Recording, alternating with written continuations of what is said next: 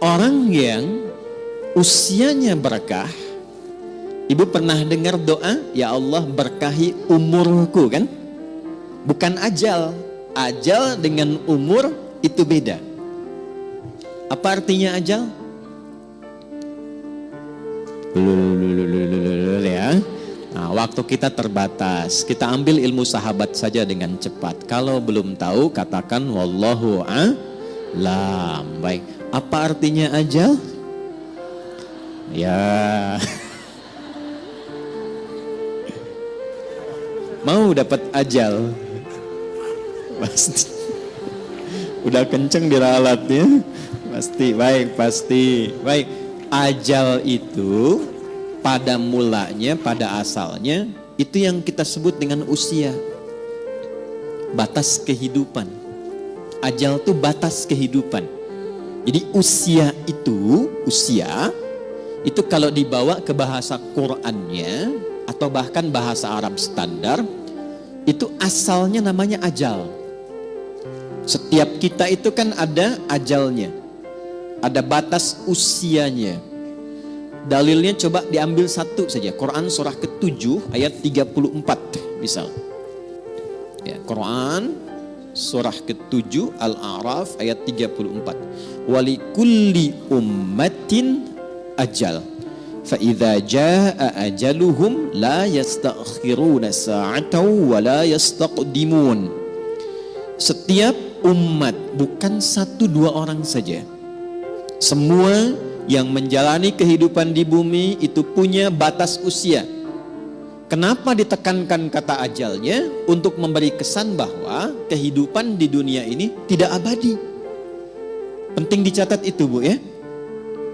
Kehidupan di sini tidak abadi, akan ditinggalkan. Karena itulah ketika ditinggalkan, diumumkan kan, telah meninggal dunia. Nah, artinya ajal telah tiba. Baik, sampai di sini bisa dipahami. Nah, itu tidak hanya kita paham, tapi tanamkan dalam jiwa. Di sini tidak abadi, akan pindah ke tempat lain. Nah, pertanyaannya, ketika pindah ke tempat lain itu, meninggalkan jejak yang baik tidak di dunia. Ibu kan keluar dari sini, setidaknya baru keluar sudah dibincangkan kan? Masya Allah, jamaahnya rapi, tertib, nggak ada sampah ketika selesai kajian.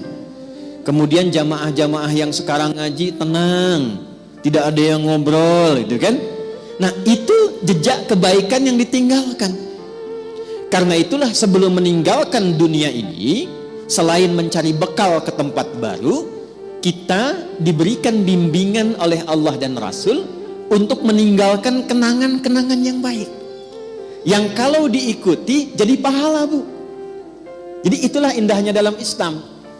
Datang baik-baik, pulang pun baik. Karena itu saat datang kan disambut senyuman kan? Ini kan kejadian luar biasa sebagai isyarat.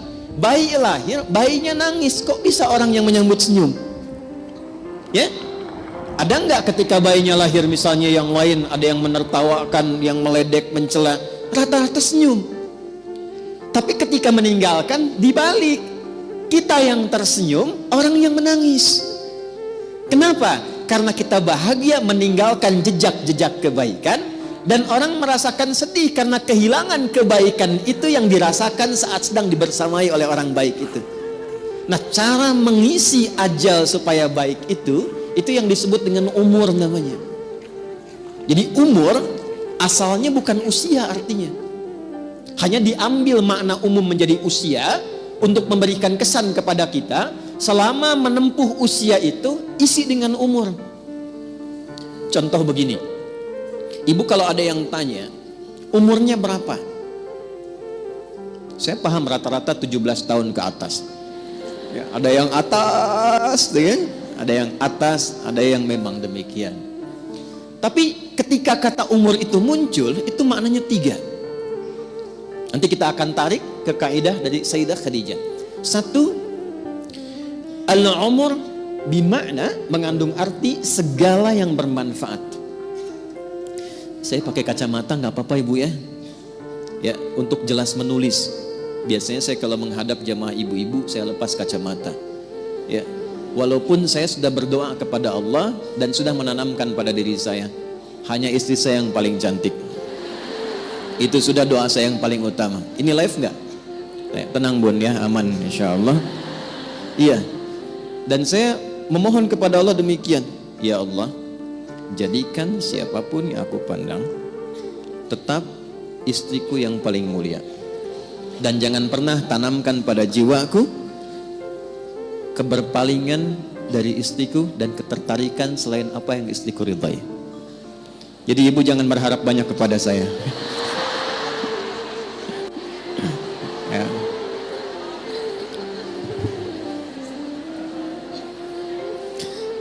Saya tahu itu akan direkam, dengar nih Pak.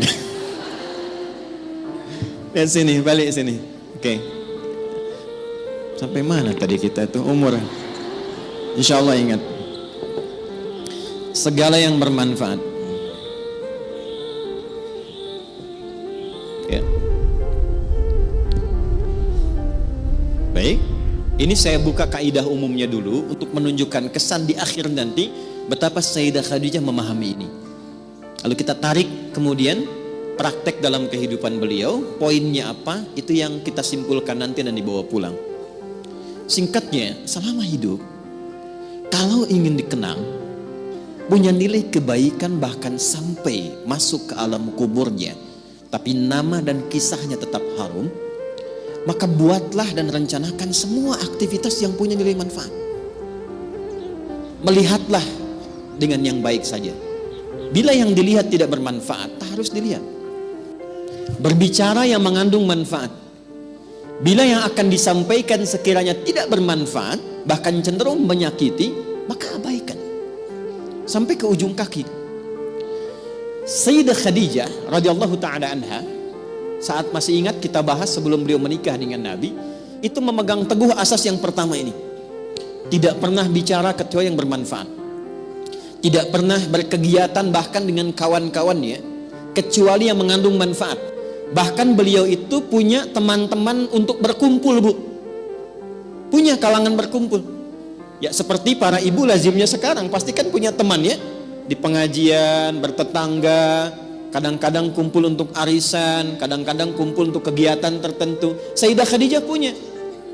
Tapi yang paling luar biasa, semua teman-teman Sayyidah Khadijah ini ketika berkumpul itu mendapatkan kemuliaan sifat dari beliau, sehingga viral di kalangan wanita-wanita Arab pada masa itu bahwa kalau ingin melihat perempuan yang bermanfaat, inilah lihat kelompoknya Sayyidah Khadijah. Dan jangan kira kita samakan dengan era sekarang, tidak. Ibu jangan lupa, dulu itu jahiliyah, di mana perempuan itu pada umumnya itu menampilkan dirinya supaya mendapatkan ketertarikan dari para lelaki. Disebut dengan tabarruj namanya. Kalau pakai emas itu nggak tanggung-tanggung. Misalnya 1,5 kilo tempel di kaki kanan dan kiri. Supaya kalau jalan bunyi cek gitu kan. Ada yang lihat. Pakai pakaian terbuka. Ya, jadi kalau dilihat kondisi sosial pada masa itu, secara antropologisnya, secara budayanya, itu rata-rata perempuan, mohon maaf sekali, memang sangat terbuka keadaannya dan kurang menjaga diri. Tapi kalau sudah melihat Sayyidah Khadijah dan teman-teman beliau, itu semua hormat. Nyaris tidak ada yang mau bicara di depan Sayyidah Khadijah, saking hormat dan kagumnya atas wibawa beliau. Ini semua diam. Dan saat ada orang yang usil pun pada Sayyidah Khadijah, itu teman-temannya, ini sebelum menikah dengan Nabi, itu teman-teman sekitarannya itu langsung melindunginya. Berbuat sesuatu yang Allah telah tetapkan itu, jika kita menjalaninya dengan istiqamah dan dilakukan karena Allah, maka Allah yang menggerakkan hamba sekitarannya untuk menjaga hamba dimaksud. Jadi kalau dari sekarang ibu menjadikan semua aktivitas usia itu untuk menaati Allah, ya tidak harus dalam konteks sholat saja. Bukan hanya sholat, bukan hanya baca Quran. Saya ingin mengisi sisa hidup saya untuk menaati Allah. Mulai sekarang saya akan gunakan pandangan pada yang Allah sukai saja. Saya akan gunakan pendengaran pada yang Allah sukai. Saya akan gunakan lisan pada yang Allah sukai. Kata Allah, jangan gibah. Saya tahan gibah. Saya tidak, Ustaz. Bagus. Tidak seperti ibu itu tuh. Kalau bicara, masih berarti. Tahan. Tahan. Itu kalau bisa dilakukan, Allah balas, mengangkat wibawa ibu. Jadi dari segi umur, itu akan dikenang. Ini orangnya orang berwibawa, orang baik. Ibu kalau nggak percaya silakan. Kalau melihat orang salih, solihat, malu kan kalau berkata kotor? Coba silakan. Mau berkata yang kurang baik, walaupun terbiasa bergaul di tempat yang kurang bagus, bertemu orang begini nggak mau mengeluarkan kata-kata kotor. Saya kalau ketemu preman, Bu, nggak pernah berkata-kata kotor pada saya. Assalamualaikum Ustaz, Assalamualaikum Pak Kiai, doakan ya. Padahal sebelum itu dengan kawannya, keluar. Ragunan keluar, tuh kan? Bahasa-bahasa yang tidak normal keluar. Tapi ketika kita berusaha menaati Allah dalam hal yang simpel saja, turunlah kemudian jawaban dari Allah dengan melindungi sifat-sifat baik kita untuk dikenal.